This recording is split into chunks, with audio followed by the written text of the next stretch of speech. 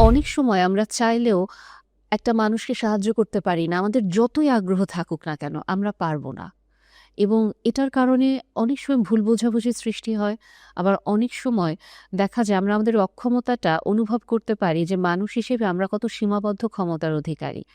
আজকে আমি একটু দান সাদাকা বা সাহায্য করার এই পার্টটার একটা ডিফারেন্ট অ্যাঙ্গেল নিয়ে কথা বলবো। এবং আমরা সবাই মোটামুটি জানি যে কোরআনে বা হাদিসের বিভিন্ন তথ্যের ভিত্তিতে, আয়াতের ভিত্তিতে যে দান সাদাকা করা আমাদের জন্য কতটা জরুরি, কতটা গুরুত্বপূর্ণ। এবং এখানে আমরা জানি যে দান সাদাকা আল্লাহর রাগ প্রশমিত করেন, আমাদের সম্পদ বৃদ্ধি পায়, আমাদের রিজিকে বারাকা আসে, পরকালে আমাদের বেহেশতে যাওয়ার জন্য বা আল্লাহর কাছে আল্লাহর সান্নিধ্য পাওয়ার জন্য ওখানেও সাহায্য করবে। কিন্তু দান সাদাকারই কয়েকটা পার্সপেক্টিভ নিয়ে আজকে একটু আলোচনা করব।